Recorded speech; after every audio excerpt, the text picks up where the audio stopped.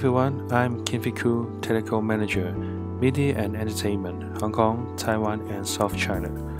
Today we talk about 3D sound in VR for Stingray or 3DS Interactive. So in 3D experience, and we walk around in the virtual world, if we missing a sound effect is with lack of user experience is not that good. So 3D sound is quite important in the VR experience. So in this chapter we talk about how to create a 3D sound with software called Wwise. It's come from AudioKinetic. It's bundled with the Stingray or 3DS interactive software. And here's the steps. First of all, we need to prepare our audio files, both in WAV or MIDI formats to refine, and we will set up a VR synth with a speaker model from Maya, and we will import the audio files into AudioKinetic Wwise, and we will apply a 3D attenuation. 3D attenuation is about the sound. When you close the sound, we will sound the volume will be louder, and we will very far away, and it will you cannot hear it when you go away. So we will set up the sound with the 3D attenuation. After that, we will create an event for the sound inside the Wwise, and then we cover into our sound bank for Stingray or 3DS Max Interactive. And we will put the sound in the viewport in the VR environment, and then we will check how to hear about the results. And actually we have a node called listener. Listener is a node that represent our ear in the virtual world. Remember that we have a head-mount device that walk around to view the 3D scene, and for the default of the listener is not follow the head-mount devices, so we need to use flow to connect them together and then update the position of the head-mount device, then let the ear follow the head-mount devices. Then we will test run the results in VR for the 3D sound. After work, normally for the workflow, we will go back to the Wwise to change the attribute or sound profile of the 3D attenuation, but sometimes it's not very convenient. So we can actually, in the property editor, go to edit the sound effect in Stingray directly without go back to the Wwise to edit again. So for the preparation of the scene, we will apply the HTC VR template in Stingray. We create a new level and apply the room model as usual, and we will get the speaker from Maya to the Stingray as a virtual effect. And here actually you start up with VR template, and we go to the model and get the room model for the background decoration. So we set the position into 0, and then we will set up our environment like that. And don't forget to go to create, and there's a node called player started, and when you start the VR devices, then you will start from there. Then we set the position in the transform. And after work, we go to Maya, and actually we already prepared a speaker model just for visual, put on the corner of the model on the scene. So we simply select the model and connect the Maya to the Stingray, and then selected the model to the Stingray. Then it will automatically send the model and texture and shader to the scene. Alright, so we expand the Stingray and then position the speaker to the corners. And actually the model in the environment of the viewport is the same as the Maya, so when you get used to use the Maya, and then you will no need to run the GUI in the Stingray. So we position one of the speaker, and then also all the same speaker copy and place into the position.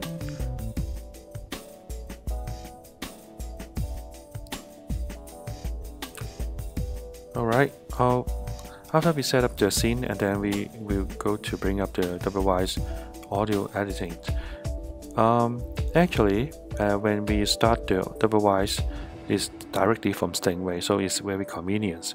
So we will go to import the audio files first, and then set up the attenuation for the audio files. Then we set up an event for the sound file for Stingray, and then create a sound bank. Then the Stingray will have the sound library.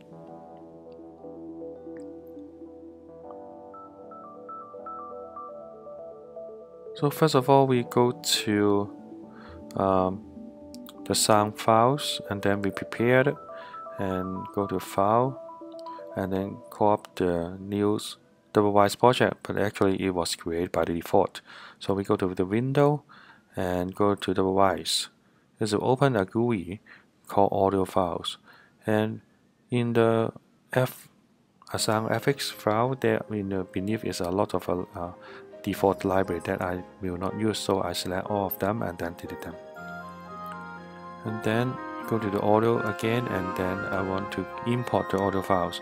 So go to Project, Import Audio File, and select the file, and I've prepared some waves. So those are the short, like a 10-second or 50-second sound effect file. Then I select 4 of them because I have 4 speakers, and then to open it, and then install the files, and then I can press the import. Then we will have a list of audio files. When you click on it on the right side, you will find some properties. So in the property, we find a tab called positioning, and then turn 2D to 3D, and then go to the attenuation to create a new one. So I call myself is 5 meter. So you can define different attenuation setup. Then I go to edit this attenuation. The default is 100, and then I go back to set the value into 5. It means in 5 meters I will never cannot hear about this sound. So close the window, then the profile was set. Then for the other sound files, the same process. Then switch on the 3D, and then select the profile I just created. Alright, select all the audios, set the 3D, and then switch to the 5 meters profile for the attenuation. So it's done.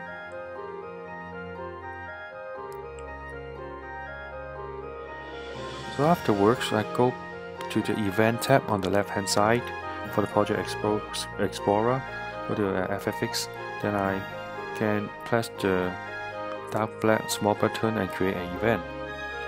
So it's better to have an event name, have a meaning. So don't put it into the sound 1, 2, 3, 4, and then put on some name. You can go to the event editor and change the name if you want it.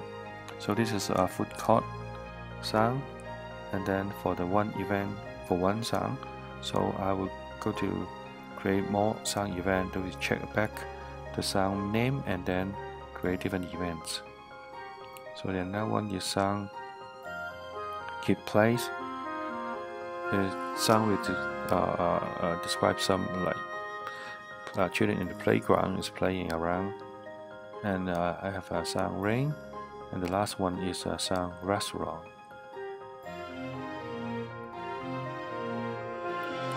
So all 4 events was created. Then I want to get the audio files into the event.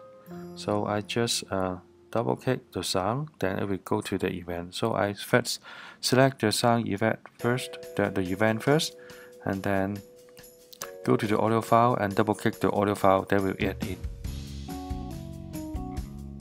Alright. So when I finish that, then we'll see all the event viewer on the bottom. And also I go back to the sound in the layout set sound bank, and then press the generate button, but I need to select the window and the English and press the generate. So it will generate a library, a sound bank for me to Stingray directly. So I can save the project in case I need to change the setting in the later on. So after I finish the 5 Wwise audio procedure, then I go back to Stingray. So in Stingray, please go to the audio file, and you'll find a default.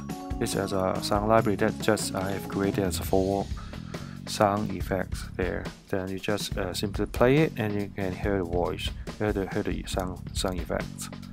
So how I can implement into the scene is easy. It's just drag and drop the files on the floor, but just don't block by the sidewall. So you see the spear here is defined. The sound will be can hear inside the spear. So when you closer to the speaker, the center, the louder it will be, and far away, then it will no sound. And the boundary will be the 5 meters in the radius of the spear. So I put it one by one on the 4 corner, and put on the last one.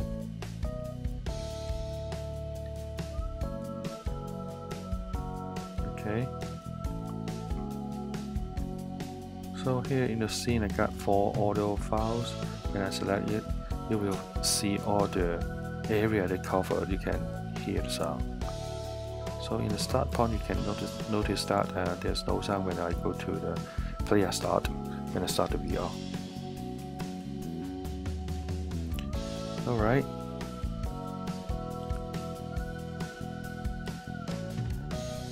So when I mentioned before is the listener is not following my head mount device. So I need to connect the head mount device position to my listener position.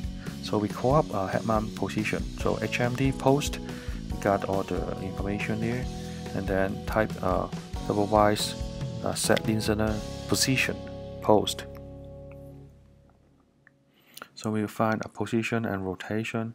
We just connect them with the link. Connect the green dot and the blue dot. And also we need to update the position when the head mount device was changing. So we need a node called level update and connect the gray dot with the indent and repeat the updated listener position with the head mount. Alright.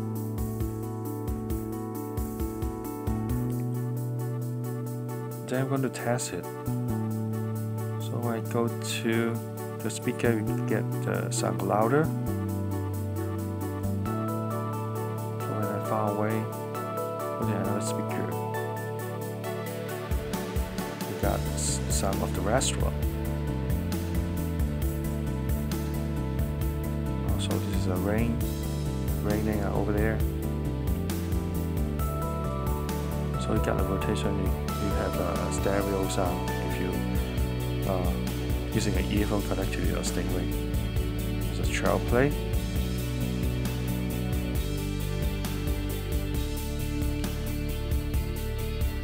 Okay. Alright. Well, so this is the procedure that to create free sounds for Stingray or VSMAX Interactive Wwise. So normally when we change the sound effect or sound range, we need to get back the video profile, the video attenuation in the Wwise to change the data. But actually in Stingray you got some tools that you can have a sound in the viewport. You can use the port editor to edit it to change the sound affected area.